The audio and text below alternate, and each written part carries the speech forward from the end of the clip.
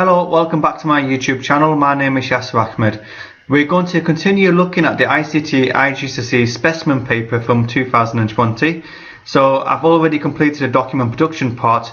We're now going to be looking at data manipulation, which is the database section from this paper. So paper 2 is a 2 hour and 30-minute long practical paper. So let's skip down now to the database section. Okay. So I've already annotated the paper, some key parts when we're importing the data, and also I've identified the differences between a query and report tasks, as you can see here. So let's go to the first part. So task 3, database. You're now going to prepare some reports using related tables in a database. Make sure all currency values display the same currency symbol and are set to 2 decimal places. So we don't need to display a specific currency. We can use dollars, pounds, euros, as long as we're using the same currency, and every time we use currency it needs to be set to 2 decimal places. Okay, so before I do anything, I need to open up a new database file. So if I go to my source folder, right click, go to new, select Microsoft Access Database, and I'm just going to rename it 2020. Whoops. Right, so that's the first part, and we can open up the database. Question 20. Using a suitable database package, import the file sp2apparent.csv. Okay, so we're going to be basically importing this file here. So you can have a look at it, you can open it up. Before we import, we can have a look. So you can see there's fields at the top. You got a date field here. Okay, this looks like a Boolean field. It's going to be yes or no. So we've got some text, and then this probably will be formatted as a currency. Okay, so I'm just having a look, and the reference probably will be the primary key, as this contains unique values. So I think the reference changes, yeah, for every record. So let's close that down. So I just wanted to have a quick look. Right, so we need to import this file. So to import and access, let's enable content. You click on external data, new data source, from file, and then you can click on text file. Okay, so then what we need to do is go to our folder, paper 2, and select the file that we want to import. So it's going to be this one here. We can click on open. Okay, next. When you get to this point here, you can see the first row, these are field names. Once you've clicked on that, then we can go to advanced and check to see if the data is in the right order, so date, month and year. And let's check the field and data types. So the first one should be number, and then text and text. So let me see. So long integer, we can keep that as is. Short text, short text. Closing date should be date. Duration should be number or integer again. That's fine. This field, we're going to later on format it as currency. Basically, a double number contains decimal values. So I'm going to keep this as it is. I don't want to change it yet. I can change it later into currency. Town, employer name, area, and code should be short text. So 1, 2, 3, 4 short text, and the day release should be changed to yes and no. So we should always be changing our Boolean fields at this particular point. Press OK. Next, next, and then what should we be setting as the primary key? So it's going to be the vacancy reference. Let me change this again to a different color. So let me go to my highlighter pen, change it to yellow. Okay, close that. So let's select the primary key, not level, vacancy reference, basically this field here. Next, and then finish. Okay, so here's our first table. So the first thing I'm going to do is change this to display yes and no. So if we go to question paper, yeah, to display yes and no. So if we go to home, design view, the form, click on it, and then change the format to yes and no. Let's see if that's changed. Yep, so that's the first thing done. Second thing is we're going to now display this probable wage field or prob_wage field to display a currency symbol. So it's going to be this one here. So we want to keep the double, and we can select currency. Since my computer is in a United Kingdom settings, it's going to display the pounds. So depending on the setting of your computer will depend on what value currency symbol it shows. Okay, so we want to show 2 decimal places. So 2 decimal places comes as a default, or you can click here and select 2 as well. So it's not really going to make a difference. And the next thing I need to change is the date. So we want to show the date to display it like this. So 2 characters for day, and then the month will be displayed as 3 characters. So December will be shown as DEC, and the year should be shown as 2 characters. So let's see if we can do that to the date. Okay, so if I go to format, and that's what I'm looking for, so the medium date. Yeah, perfect. So we've changed the boolean, we've changed the currency, and we've changed the format of the date. Okay, so that's great. Let me save the changes. Let's go back to the question. So we've done that now. Let's do the evidence. So take a screenshot evidence showing the field names and data types used in a table. Insert the screenshot into your evidence document. So this is now evidence 5. And it's basically this print screen that we need to take. Okay, so again, if you want to use the snipping tool, it's up to you. I'm just used to doing this now, so print screen and copy and paste. So the key thing is you want to crop off the parts which are not relevant, and then keep the parts which are relevant and going to get you some marks. And then you want to resize.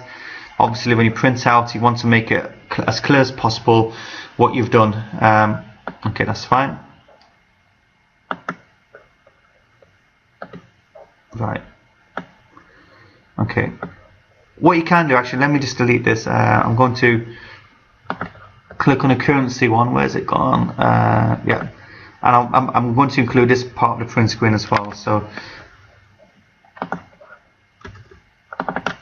obviously, if you do change it to currency, the examiner can check the report, how that looks as well, to see if that does include the currency values. Right, so that's that done. I've got this field highlighted, and you can see it's been selected and formatted to a currency, to 2 decimal places. Let's save the changes, and let's now move on to question 21. So now we're going to import the next CSV file into your database. So it's going to be sp2trainer.csv. So it's going to be this one. Again, we can have a quick look if you want to see what's in this table. So we've just got some fields. It looks like all of it is text. The first row again is field names. Even a telephone number we need to import as text sometimes. So let me just close that down. Let's see what the question is saying. So import this CSV file as a new table into your database. Set appropriate data types for the data in each field. Okay. Oh, we got another table. Oh, no, we haven't. So let's do this one next then. So let's close down that. External, new data source, from file, text file, browse, and it was going to be this one here, the trainer at the end. Okay, next. Again, the first row contains field names, so you can go to advanced. We can keep this as it is. Telephone number. Sometimes it's best to set this as text, because sometimes a telephone number may include symbols like a plus at the start or brackets.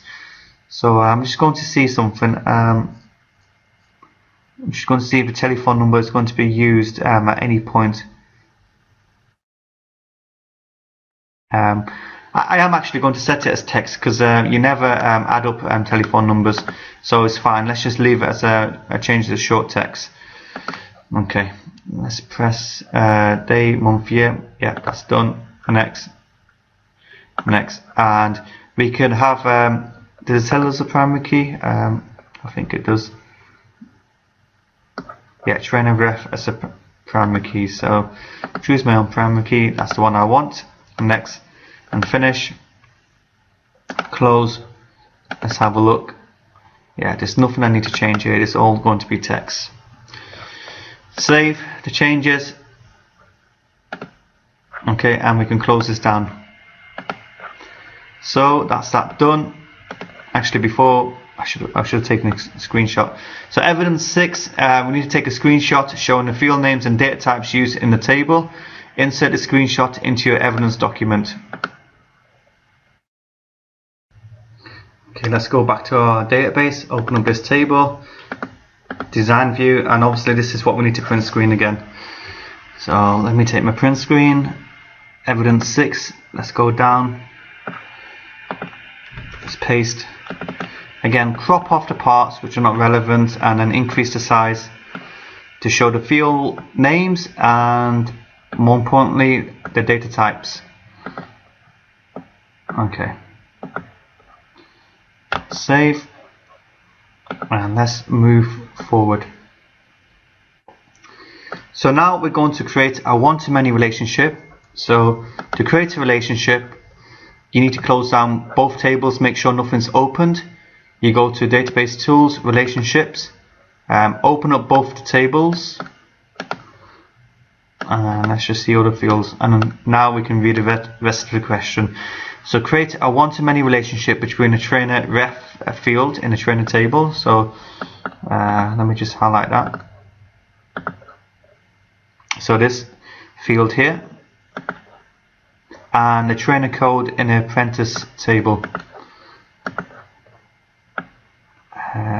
Trainer code, okay, and then create. So it's going to be a one-to-many relationship. So what I want to do for my print screen, I'm just going to double click this line. Let's just take this print screen here. So this shows it's going to be a one-to-many relationship. So one trainer must be training lots of different people. Let's take this print screen because I think that's the next thing we need to do. Yep. So evidence 7, place in your evidence document screenshots showing a one-to-many relationships between the two tables. So it says here shots. The reason I've double clicked the line is to show this and to show this, so we can do it in one print screen rather than two separate ones. Okay, so evidence 7.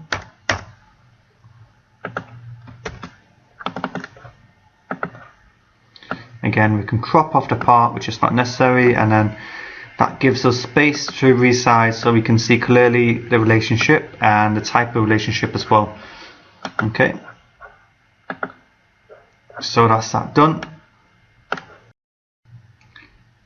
Okay, so let's now look at the next question. So question 22. So we're going to create a data entry form using the fields from the SP2 apparent table. So let's close down this relationship. You can check to see if it's working. We can see, yeah, relationship is fine. So to create the data entry form, you click on Create Form Wizard. And what table are we selecting? We're going to select all the fields from this table here, so SP2 apparent. Okay, so let's select this table and let's select all the fields. Yep. Okay, so let me go to next. Actually, make sure this option here has been selected, so the table or data entry form will appear in a column format. So it's a default option, so you don't need to change anything. And then we can include, is there a specific title? Sometimes they do ask for a specific title. No, they don't, so not in this paper. So let me type in data entry form. Finish. Okay, so what do we need to do to this form? So format the table, or format the form so the field headings are consistently aligned to the left in the column format. So you can see here we've got some values on the right, some on the left, some on the right, some on the left. So the first thing I'm going to do is go to design view. Let's get rid of that for now. And you can see not all the fields are fitting straight away, so I'm just going to decrease the size of this top bar. Okay, I'm just going to highlight these fields. Let's move them up. If I press Control, I can select multiple fields at the same time. Okay, so if I want to make these a little bit smaller, we can do. But let's first of all do the alignment. So if I go to home and click on a left align, and we go to view, yep, all this is left align, and it's just the last one that needs to be also left align as well. But we don't need to do that because we're going to be doing something else with that particular field. So let me just move these ones up.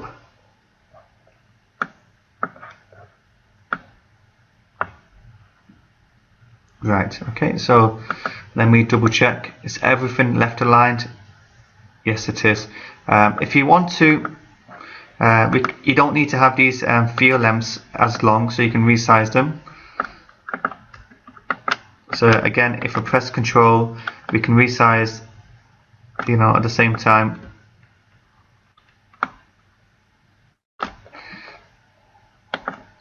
Go to Form View, and then now you can see we've got suitable field lengths. Okay.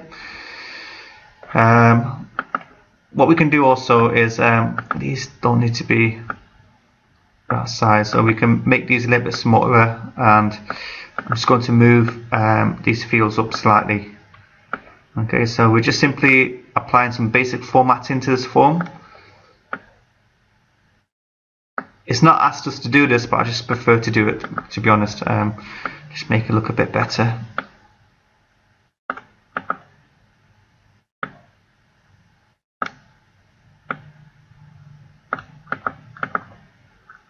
Right, almost done.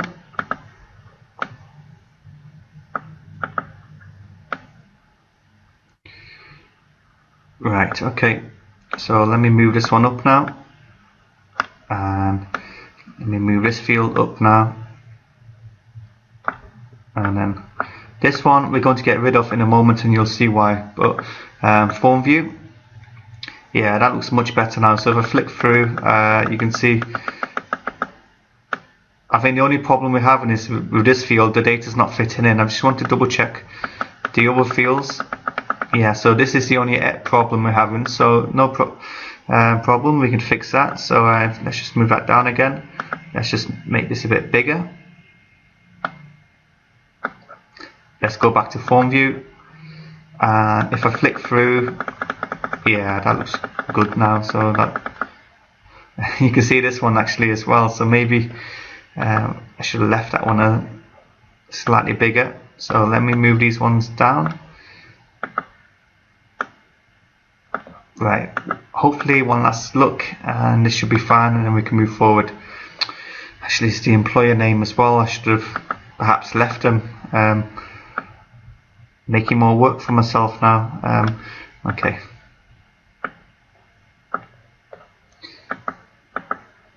So let's flip forward. Yeah, so I think that's fine now. Okay, if I go back to the question, so data entry boxes are appropriately sized for the type of data. So I've just done that now. So actually I did ask you to resize the data entry boxes, so that's all done now. So all of the data is fitting. Now the last bullet point, what we need to do is create radio buttons for the day release field. Okay, so the day release field uses radio buttons to select options yes or no. These values are to be stored as -1 for yes and 0 for no in a day release field. So what I need to do is first of all, if I click here, I need to delete this. Now to create the radio buttons, you need to make sure design has been selected, and then you click on this option group icon here, and you draw yourself a little box here at the bottom of the form. Okay, so once you got that, then what you need to type in is yes, no, next. The default choice is going to be yes, so when you go to the form, yes will be selected as a default. You can also have no selected as a default, but we'll keep it yes for now. Next. Now, what values are we going to store yes as? So if we look back at the question paper, yes will be stored as -1 and no will be stored as 0. Okay, so which refers back to the Boolean values. So let's put -sign before the 1, and then for the no, let's put 0. Next. Now what we want to do is store the value in the day release field. So if we click on this option here, we select day release. Next, you can select the types of options you want. So check boxes are just like square. We'll stick to what we have here. Next, and what caption do you want for the option group? So what do you want to have here? What we want is basically the name of the field, which is day release. Let me just copy this.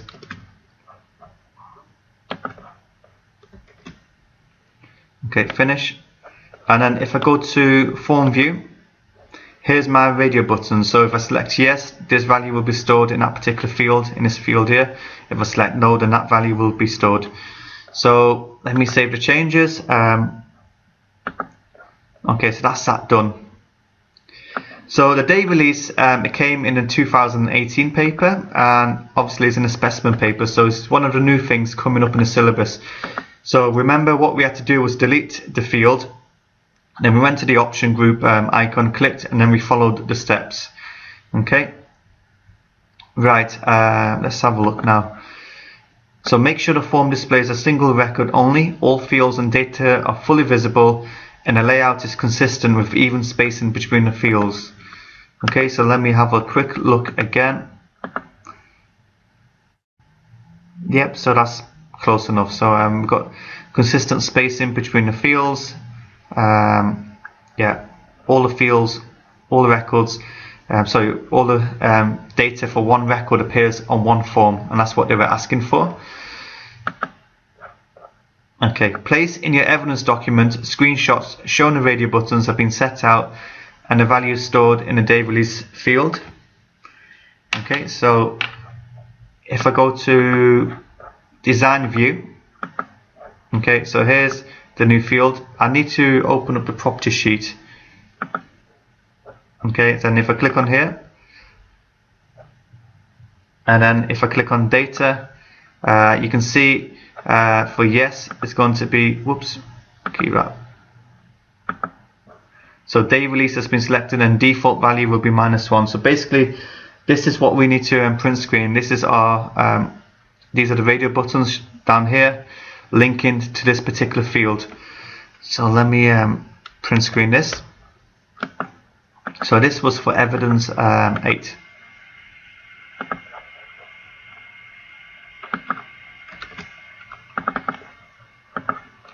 What I'm going to do, I think I'll take 2 separate print screens because I really want to increase the size of this form, and then we can.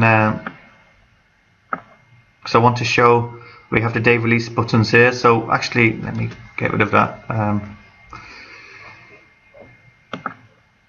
Let's just deselect it. Let's just do it again. Paste.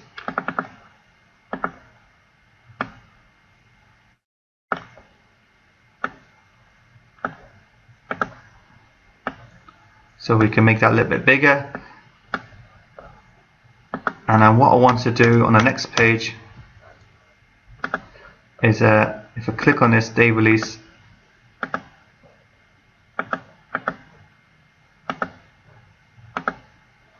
where is he not showing me now? Here we go. So that's what I want to print screen. Let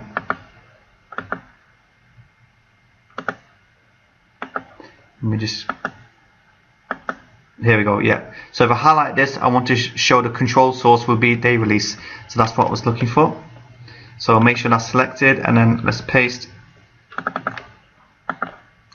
Okay, and that's that part done, hopefully. Now we can move forward. Right, okay. So it was a little bit tricky making those radio buttons, but I think they're coming up more often now, so it's best to learn how we create those buttons. So question 24, using a form created in step 23, enter the following data as a new record. So if I go back into the normal view, form view, and if I want to add a new record, we can either create a button. Sometimes there's an option here, so new, or we can click on here to add a new blank record. So sometimes in the past I have created a buttons to navigate backwards and forwards and to add new records, or you can simply click here as well to add a new record, and it's going to be added at the very end. And then what I'm going to do is just copy these values in. So 4, I can type that actually.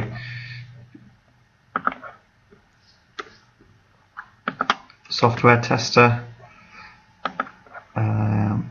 We'll type in this here.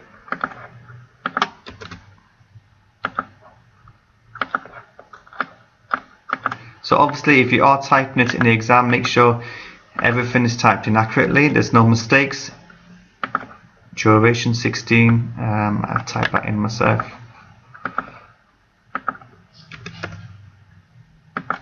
Okay, so the currency should come up, yep, that's fine.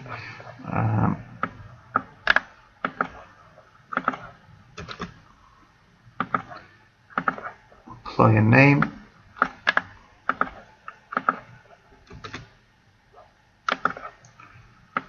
Digital. Oh, yeah, technical area is digital. Trainer code, and then day release will be selected. So the default was yes, and so I don't need to change that. Make sure you save the changes. So if you add a new record, you save the changes.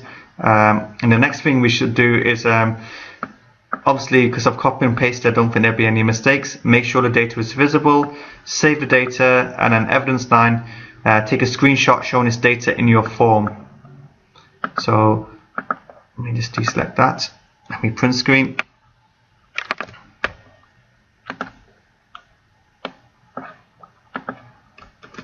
Okay, and then what we can do, we can crop off the parts which we don't need, and then we can resize the form to show the data has been entered exactly as it appears in the question paper. Yeah, all of the data is fully visible, it's showing. We can press save, and that's that part done. Okay, so now we're going to be moving on to the query and report questions. So it says question 25, produce a report. So before we actually create the report, we need to create the query. That's where we select the fields. Then we basically filter the data by entering in specific search criteria, and we also create normally a calculated runtime field. So I've already annotated the question, so it's really good to get into the habit of annotating the questions, seeing what you do first and what you do second. So the first thing we do is the query, and the first thing we're going to do is select the fields. I always do that when I'm doing these types of questions. Even if you look at the second question, we select the fields, and then whatever title is going to be at the top of the report, I'm also going to have the same title for the query. So let's start by creating the new query. So we can save here. We can go to create a query wizard. Press OK. We're going to be selecting fields from probably both tables. So show under the fields vacancy title, level. So let's do 2 at a time. So let's go to the first field, table. There's a vacancy title, level. We should always enter the fields in the order shown here. So vacancy title, level, day release, duration. So day release is next, duration. Closing date, probable wage,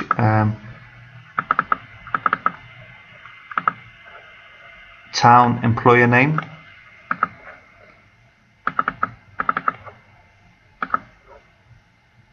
and employee wage in this order. So the employee wage is the one which we're going to be creating later on. So next, and then I always, when I get to this point, the heading that's going to be at the top of the report, I save the query with the same name, so then we know which is which. The query links to the report is whoops, let me just delete this and enter the title. So make sure if you are entering a title, again, make sure you spell properly and you include capital letters when shown in the question paper. So to start off with, we have 505 records. So if I go to design, actually before we do so, we're now going to be doing the search criteria. So the town is going to be this town or this town here. So when you're searching between different things, you include or in the middle. So let me just see town. Yeah. So we want this is one of the towns that we need to show. I'm not sure to say Bellaston or Braintree. So we've got some weird names. Right. So if I go to design view, and let's get rid of this. if we go to town, let's type in the first one. Okay. I'm just double checking the spelling. Okay, if I just do that and click on run, you'll see we have this town only, but we want two different towns, or the second town is going to be Braintree. Okay, so let's type that in.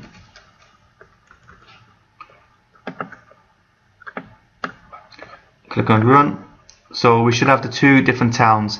So we're down now to 90 records. Okay, if I click here, you can see we only have the two towns shown here. The next thing we need to do is the duration is less than 18. So we're simply going to write this symbol and then 18. So duration is this field here. I always do the search criteria one at a time to see if it's working.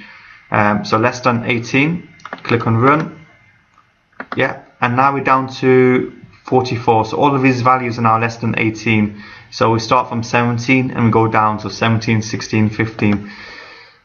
Day release is going to be yes. So it's day release here. Yeah, all of these values are going to be yes. So we don't want these no's here. So for day release, we type in yes. We click on run. And we're now down to 39 records. So that looks like we're all set to move on now. So the day release is all yes. We can double check. Yeah.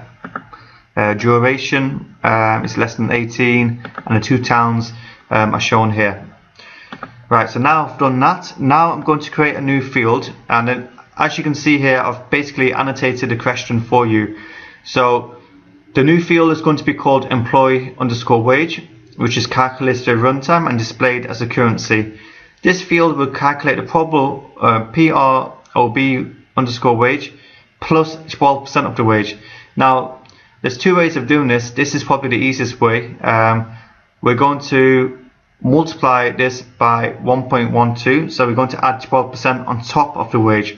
So this is probably the easiest way of doing this. So if I go to my design view, you can create the new field here.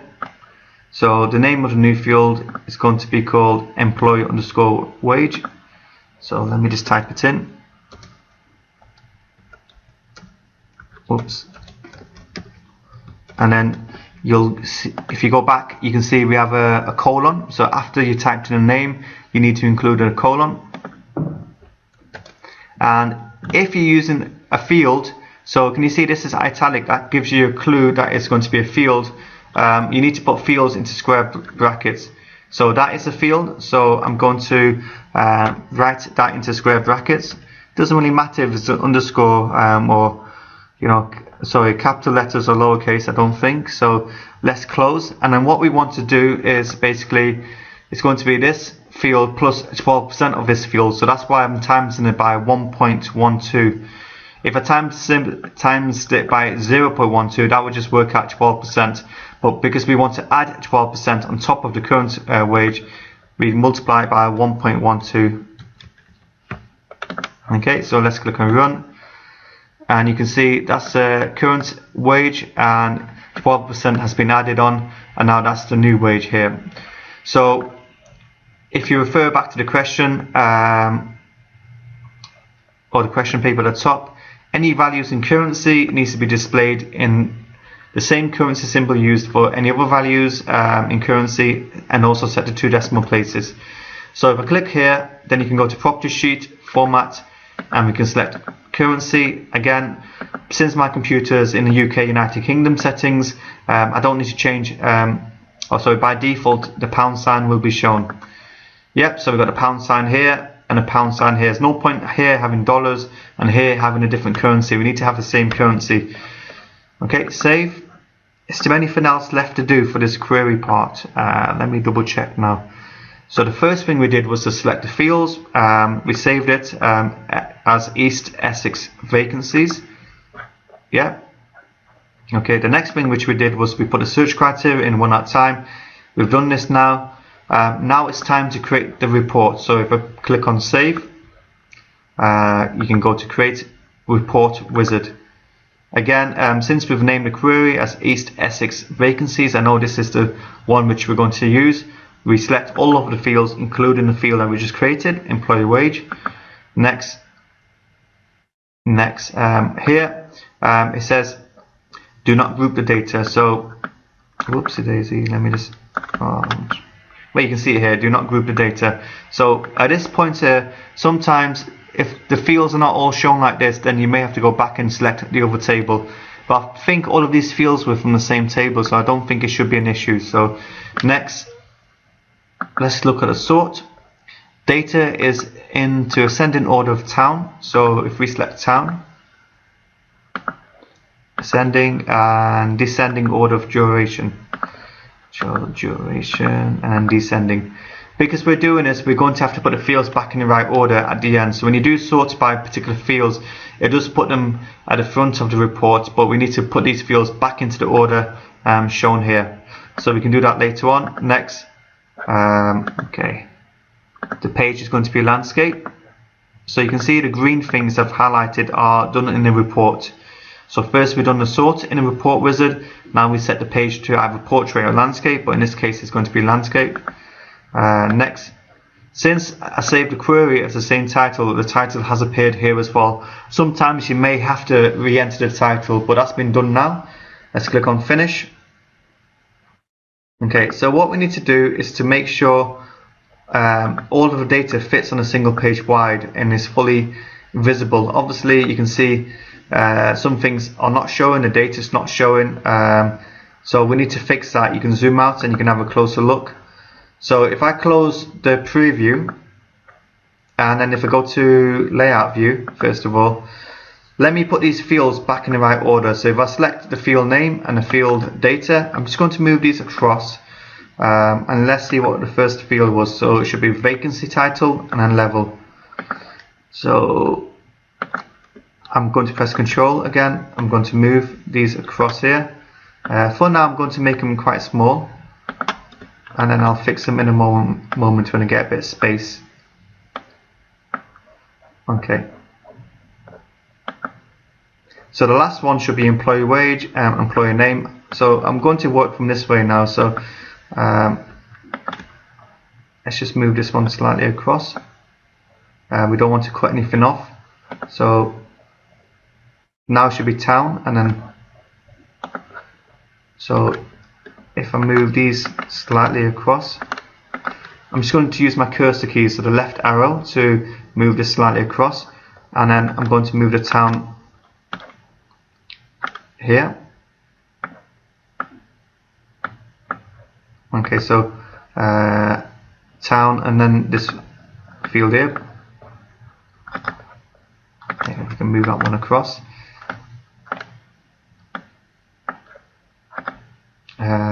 And then closing date, duration.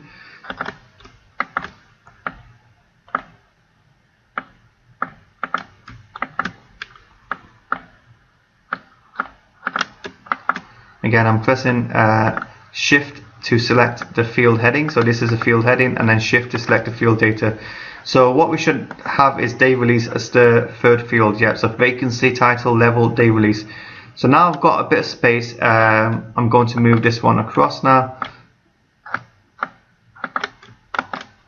and then what we want to do is go down and check to see nothing's cut off yet. So apprentice is the longest one. So what you don't want to do is do this where you cut off half the data. So okay, that's now fully shown. Oh, no, now it's fully showing. Let's make it a little bit bigger.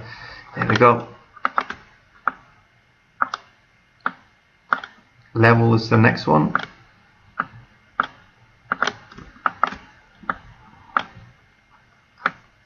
Okay, so all the fields now appear in the right order. If I zoom out, or actually, can I zoom out here? I think if you go to the print preview, that'd be the best thing to do. The print preview, and we can zoom out and we can see if all of the data is showing.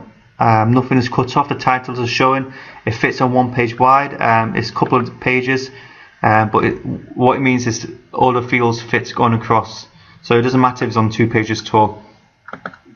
Okay, so we've done the sort, we've done the page orientation, we've got the fields in the right order. So it includes heading East Essex vacancies, and it's formatted so it's displayed in a larger font at the top of the page. So what we can do to the title is, if you go to design view, you can highlight the title. Already is in a larger font, but if you want to make it even bigger, you can increase the size 36. Let's just make that bit bigger. There we go. So just making it obvious that we've resized it. East Essex vacancies. Right. Next thing we need to do is calculate the average duration and place it at the bottom of the report below the duration column. So if we go to layout to view, so we need to work out the average duration. So if you highlight this column here, then go to design, totals, and then you can select average, and that will by default work out the average and place it at the bottom. So maybe it's not fully showing. Yeah, there we go. Okay, so display this as an integer, so that's going to be a whole number. So if I go to design view, click on this formula, property sheet. So what we want is to go to format. We don't want any decimal places, so we go to single or zero.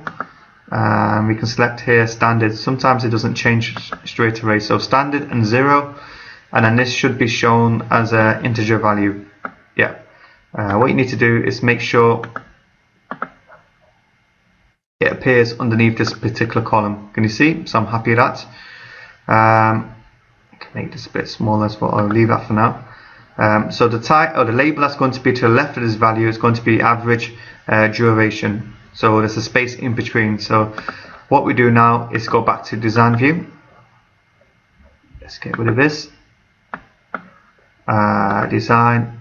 So to include a label, you click here to the left.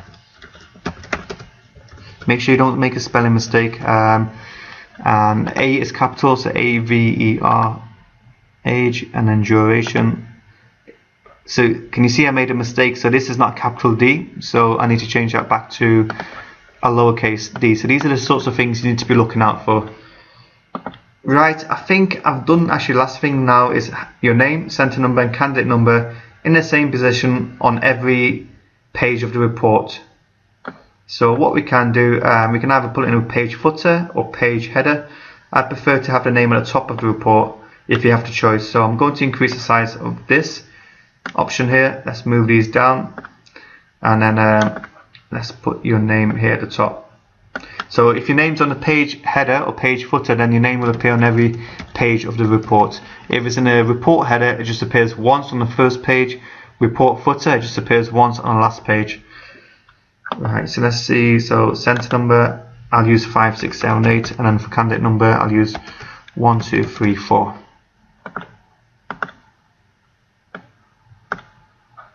So let's go to our print preview. So we've got the name here, and then we've got the name here as well. So the top. Okay. Okay, so now this report is ready to print. So obviously when you do print a report and when you receive the report, the first thing you should be checking to see is the fields in the right order, is all of the data showing, and it fits one page wide. Make sure your candidate details appear. Obviously if they don't appear, then this won't be marked. Make sure you're checking the currency values, check the date to see if it's in the right format, and check to see if the calculations is in the right place and the labels is in the right place. Sometimes the label might be on the right or it might be on the left, and mistakes could be made when actually typing out the text. So that's the first report done. That's good to go. I can print that off.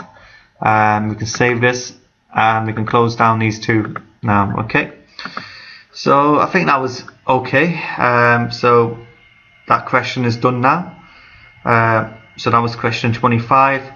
Now we're going to be doing question 26, and it's a lot more easier, this question. There's no calculated runtime field. We still have to create a query and a report. This time, or in the first example, we only use fields from one table. This time it says using fields from both tables produce a report. But obviously before we can make the report, we need to make the query. So we go to Query Wizard, and make sure you're selecting fields from tables, not the actual query. So the first thing we need to do, again, I've annotated the paper so that we know what we need to do in query. So we first of all select the fields. So vacancy, reference, I think it's from this, yeah. The second one is level and then vacancy title. Duration, training provider. Duration, and then training provider must be on your table. Yeah. In this order, with data and labels displayed in full, do not group the data. So that part will come later. Next. Again, I like to include a title. So whatever title will go to the top of the report, I like to also name the query as the same thing. So then I know this query is for this particular report. Finish. Again, check what we start off with. We're starting off with 505 records. Right. Next thing I'm going to do is, I don't know why this is that particular color. Let me just double click here. Whoops. Properties. So the search criteria is obviously a task we do in a query. So I just want to change that color back so you guys are familiar with my color scheme. Right, there we go. So it's close enough. So select only those records where level is 3 or more. So as you can see here, I've done the annotation. So to have 3 or more, you basically do the greater than symbol, equal to, and then 3. So if I go to design view, underneath next to criteria, underneath the tick, we type in greater than or equal to 3. Click on run, and you can see the level is 3 or more. And if you click down here, yeah, 3, 4, 5, 6, and 7. Okay, so now we're down to 215 records. The next thing we need to do, the vacancy title includes the text care. So anytime we see care, we need to basically find it. Okay. The mistake some people will do is they'll type in care just like this and run, and they'll be like, what's going on? Nothing's appearing. That's because there's many words in here, and what we need to do, if you want to find care, you need to basically put star, care, star. So it's like a wildcard search. It finds anything that contains care. So if I type in care, so star, care, and star, this will now find anything that contains care. Okay, so care. Okay, so let's look now at the question again. So we've done the first part. We selected the fields in the query. We labeled our query with this name here. And then we've entered the search criteria, and we're down to 31 records. So that looks right to me. Now it's time to create the report. Okay, so if you save the changes and then you go to create report wizard, so select this particular query, so higher level care jobs. Yeah, that's the one we're doing. Select all of the fields. Next. Okay. Click on next again. And let's have a look if there's any sort. So sort the data into descending order of level. So this is what we do in the report. So we're in a report wizard now. So level is going to be descending. So let's select level, descending. Again, since we've done this now, we're going to have to put this field back in the right order. Next. Page orientation is portrait, and it fits on a single page. So we can leave that as it is.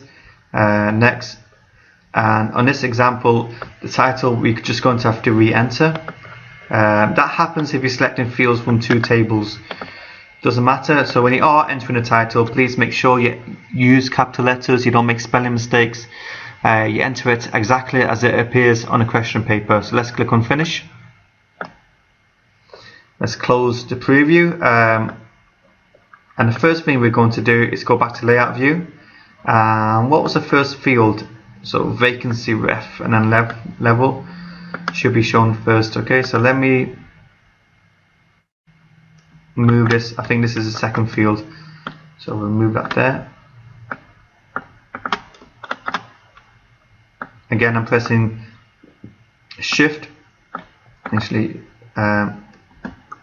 Yeah, sorry, I'm pressing Control to select the field name and then the actual data. So if I click on the field data or the field name and then Control, we can move this across. Okay. Let's just check to see if we're not cutting anything else. So it's going to be vacancy ref level, then the title, duration, training. Yeah, so this is now in the right order. So again, you want to make sure the data is not cut off. Can you see here the data is slightly cut off? So that's now fine. Duration, just move that across like that. Whoops. And then training provider. So again, we want to make sure the data is fully visible. Yeah, so what you can do, you can just, there's a bit of space here with level. I'm trying to squeeze everything in, but we can create more space for ourselves if we just move these across.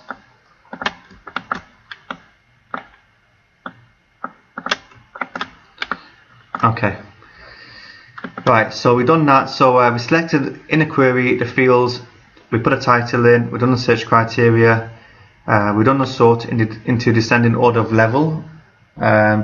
So it should be from highest going to lowest, so it starts at 6.5, yes, going down. Pages, portrait, everything fits now. Has your name, center number, candidate number on the report. So if we go to design view, it doesn't say where we have to place it, so I'm going to just place it in the reports header. So my name, let me double check if it's center number next. So yeah, center number, I'll use 5, 6, 7, 8 again, and then candidate number 1, 2, 3, 4. Right, so I think that's that done again. So we need to print it out. So before you print out, save the changes, go to print preview and zoom out first of all. So this is only one page, so let's make sure. I think there's a problem here at the bottom, can you see? So it's a good thing I checked. Can you see this is cut off? So I'll fix that in a moment. The fields are in the right order. Okay, my name appears there, but obviously some of the data is cut off at the bottom. So it's a good thing I checked. Let's close that down. Let's go back to layout view. Okay, let me see if I can make this a little bit shorter.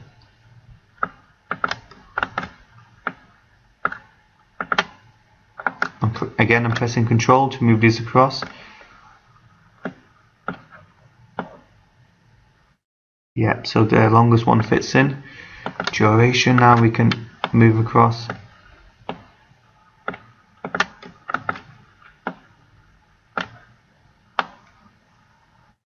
Yeah, so it all fits in now. So again, if I go to print preview just before I print, and then if you zoom out, yeah, the last one was services, and it does fit in.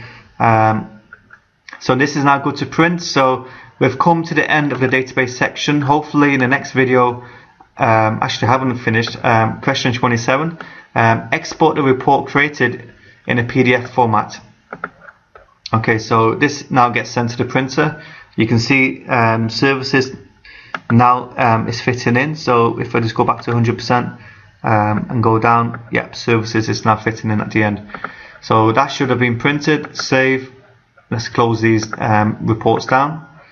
And the last question in this section is asking us to export the report created in step 26. So this is 27, so it's the previous one, into a PDF format. So higher level care jobs, let me double check, I've got really bad memory here. Higher level care jobs, to export it as a PDF, you simply right click, you go to export, and then you can select the PDF option, and we can save it into the same folder. Save the exported file in your evidence document. A screenshot to show the file has been saved into your work area, with the file type shown as well. Okay, so file export, let's save it, or let's click on publish, close, and then where's it gone? So there we go, and it's saved into this particular format. So right, let's print screen this, and this is evidence 10.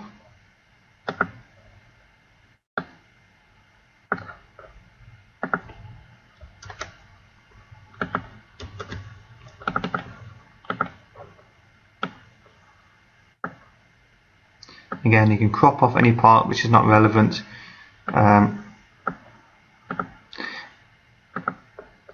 What I'm going to do, I'm going to right click on this as well, properties. Yeah, I'm also going to print screen this as well, because obviously since I've got Adobe Acrobat Reader installed, it's saying the type is Adobe Acrobat document. But obviously since we export it as a PDF, I want to show this. So just in case the examiner's not convinced it's a PDF, I'm going to just paste this and just put that underneath.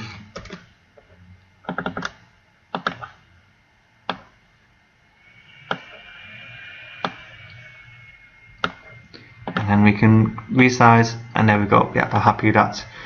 Save the evidence document, and now we actually have come to the end of the database section. So that was 30 marks in total. The next video I'm going to be creating will be the mill merge. Hopefully I'll be doing that later today, and then after the presentation. So these are the two easier parts of this particular paper. Database is the tricky part, to be honest, when it comes to paper 2. Let's just go through the evidence that we've got for paper 2 databases. So the first evidence that we took was the first table in design view showing the field names and data types. We're shown here the currency for this particular field has been formatted into currency to display 2 decimal places. This was the second table in design view.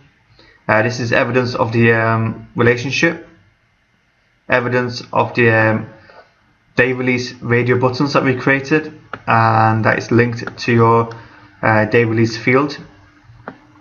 And then this was the new record which we entered into the form, and the second report which has been exported into a PDF format and saved into our work area.